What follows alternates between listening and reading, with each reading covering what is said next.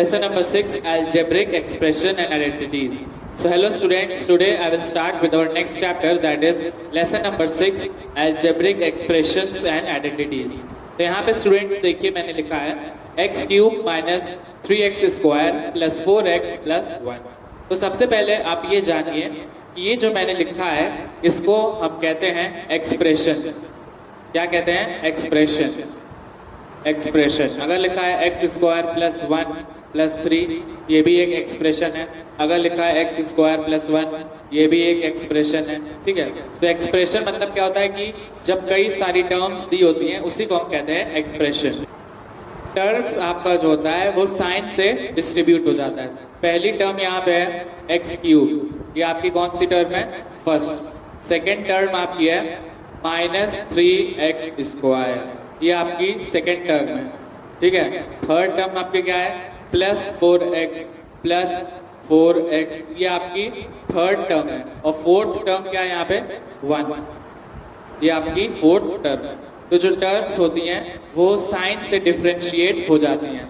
जैसे यहाँ पे प्लस लगा होगा तो ये पहली टर्म ये हो गई, दूसरी टर्म क्या हो गई? ये इसका माइनस और ये 3x स्क्वायर माइनस दूसरी टर्म हो गई, तीसरी टर्म हो गई प्लस 4x और चौथी टर्म हो गई प्लस 1।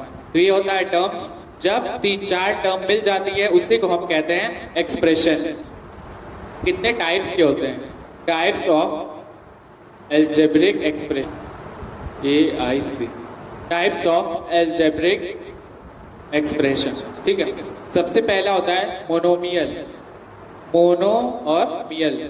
मोनोमियल मतलब होता है एक टर्म, जो एक टर्म का होता है उसको स्टूडेंट्स हम कहते हैं मोनोमियल। जैसे अगर मैं लिख दूं एक्स स्क्वायर, ये हो गया आपका मोनोमियल। नेक्स्ट होता है बाइनोमियल। बाइनोमियल मतलब दो टर्म अगर हो जाए एक्स स्क्वायर प्लस 3 तो ये हो जाएगा आपका दो टर्म का, एक टर्म हो गई एक्स स्क्वायर, एक टर्म हो गई 3। Monomial, binomial. फिर तीसरा होता है ट्राइनोमियल।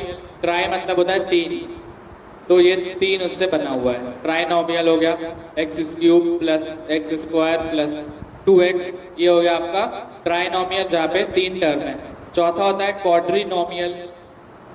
क्वाड्रीनोमियल, क्वाड्रीनोमियल जो होता है वो 4 टर्म्स का होता है। जैसे यहाँ पे ये वाला एक्सप्रेशन है x cube minus 3x square plus 4x plus 1, यहाँ पे 4 एक्सप्रेशन है। तो यही बस फर्क होता है। मोनोमियल मतलब एक टर्म का, यहाँ पे एक्स स्क्वायर। बाइनोमियल मतलब दो टर्म का, x cube plus 3। Trinomial 3 term का, एक्स क्यूब पहली टर्म, दूसरी एक्स स्क्वायर, तीसरी 2x। और क्वाड्रीनोमियल होता है 4 टर्म का, एक्स क्यूब पहली टर्म माइनस 3x स्क्वायर दूसरी टर्म प्लस 4x दूसरी टर्म और लास्ट टर्म हो गई आपकी 1। तो ये था आपका टाइप्स ऑफ एल्जेब्रिक एक्सप्रेशन। और लास्ट जो सबसे इंपॉर्टेंट है वो है पॉलिनोमियल। पॉलिनोमियल, आखिर हम पॉलिनोमियल किसको कहते हैं? पॉलिनोमियल हम किसी को भी कह सकते हैं। जैसे मोनोमियल को भी हम पॉलिनोमियल कह सकते हैं, बाइनोमियल को भी पॉलिनोमियल कह सकते हैं, ट्राइनोमियल के लिए भी हम पॉलिनोमियल कह सकते हैं और क्वाड्रीनोमियल के लिए भी पॉलिनोमियल कह सकते हैं। तो पॉलिनोमियल में फर्क नहीं पड़ता है कि कितनी टर्म्स हैं। अगर मैं लिख दूं एक्स स्क्वायर तो ये भी पॉलिनोमियल है। अगर मैं लिख दूं एक्स क्यूब प्लस 1 ये भी पॉलिनोमियल है।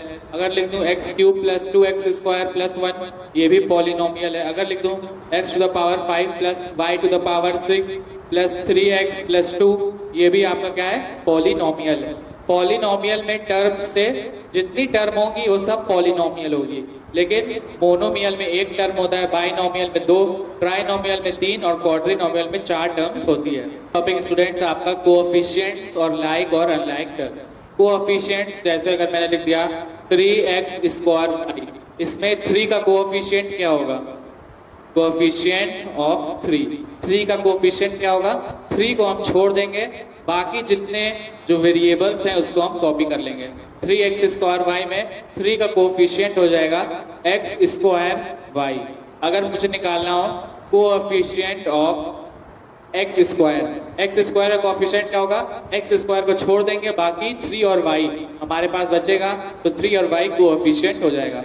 नेक्स्ट अगर हमें निकालना हो कोएफिशिएंट ऑफ y, y का कोएफिशिएंट क्या होगा, y को छोड़ देंगे 3x स्क्वायर हम लोग उतार लेंगे, तो ये होता है आपका कोएफिशिएंट। कोएफिशिएंट मतलब होता है कि जिस चीज की अगर हम बात करेंगे उसको हमको कंसिडर नहीं करना है, we don't have to consider 3। यहाँ पे अगर मुझे 3 का कोएफिशिएंट निकालना है तो 3 को कंसिडर ही नहीं करना है, बाकी जितने वेरिएबल हैं x स्क्वायर y उसको मैंने यहाँ पे उतार लिया। नेक्स्ट देखिए लाइक और अनलाइक टर्म्स, ये तो सिंपल है। अगर मैं लिख दूं 2x square plus 3x square, यहाँ पे दोनों सेम टर्म्स है, दोनों ऐड हो सकती हैं, तो ये हो जाएगा 2 + 3 5x स्क्वायर। तो ये आपकी स्टूडेंट्स हो गई लाइक टर्म्स। और अनलाइक टर्म्स क्या हो गई, अगर मैं लिख दूं 2x स्क्वायर प्लस 2x, क्या ये ऐड हो सकती है? नहीं, ये ऐड नहीं हो सकती है। क्यों नहीं हो सकती है? क्योंकि यहाँ पे x स्क्वायर है और यहाँ पे x है, इसको हम ऐड नहीं कर सकते हैं, इसीलिए ये हो जाएगी अनलाइक टर्म्स। इस चीज का आप ध्यान दीजिएगा, जब लिखा रहेगा 2x square plus 3x square तो ये लाइक टर्म है, x स्क्वायर यहाँ पे भी है यहाँ पे भी है, इसको हम आराम से ऐड कर लेंगे। लेकिन अगर लिखा रहे 2x स्क्वायर प्लस 2x तो ये ऐड नहीं होगा। क्यों नहीं होगा? क्योंकि यहाँ पे x स्क्वायर है और यहाँ पे x पे स्क्वायर नहीं है, इसको हम चाह के भी ऐड नहीं कर सकते हैं। Exercise 6.1 problem number 1, identify the monomials, binomials, trinomials, quadrinomials. तो यहाँ पे प्रॉब्लम 1 में 3x है, 3x में बस 1 टर्म है तो 3x हो जाएगा मोनोमियल। पार्ट 2 है p square plus 2q minus 9, तो यहाँ पे 3 टर्म है। पहली टर्म क्या है p स्क्वायर, दूसरी टर्म क्या है प्लस 2q और तीसरी टर्म क्या है यहाँ पे माइनस 9, तो इसको हम लिख देंगे ट्राइनोमियल्स। ठीक है। प्रॉब्लम नंबर 3, सबसे पहले आप यहाँ लिख देंगे एक्सप्रेशन। तो यहाँ पे एक्सप्रेशन क्या हो गया 3x प्लस 8, 3x प्लस 8। उसके बाद आप यहाँ पे टर्म्स लिख देंगे। टर्म्स क्या हो गया 3x और प्लस 3x और दूसरी टर्म क्या हो गई यहाँ पे प्लस 8। उसके बाद यू विल राइट फैक्टर्स। ठीक है, फैक्टर्स 3x और इसका फैक्टर 8। तो यही पैटर्न पे आपको, इसी पैटर्न पे आपको 3 और 4 ऐसे ही करना होगा। ठीक है, प्रॉब्लम नंबर 3 और प्रॉब्लम नंबर 4 इसी पैटर्न पे यू हैव टू कंप्लीट। अगर यहाँ पे -4x हो जाता तो पहली टर्म 3x हो जाती, दूसरी ये, तीसरी टर्म हो जाएगी -4x और -4x का फैक्टर्स इसको हम बाइफरकेट कर देंगे, पहला फैक्टर -4, दूसरा फैक्टर x। तो ऐसे ही करके आपको करना होगा। टर्म जो होता है वो साइन के हिसाब से सेपरेट होता है, एक चीज़ आप लोग जान लीजिएगा, टर्म साइन के हिसाब से बदलता है। यहाँ साइन चेंज हुआ टर्म चेंज हो गया, यहाँ साइन चेंज हुआ टर्म अलग हो गया। ठीक है, तो इसी पैटर्न पे you have to complete problem number 3 and 4। Now problem number 6। Problem number 6 में सबसे पहले आपको वो टर्म आइडेंटिफाई करनी होगी जिसमें a है। तो यहाँ पे 4a प्लस 2b प्लस 3, इसमें a जो टर्म है वो 4a के पास है। यहाँ पे लिख दीजिएगा term that contains, term that contains a is, कौन सी टर्म के अंदर a है यहाँ पे, तो यहाँ पे 4a के अंदर a है। ठीक है, उसके बाद आपको अगला जो सवाल है नेक्स्ट पार्ट, आपको कोएफिशिएंट ऑफ a निकालना है। तो नेक्स्ट पार्ट हो जाएगा coefficient of a is equal to 4। ठीक है, ऐसे आपको प्रॉब्लम नंबर 6 करनी होगी।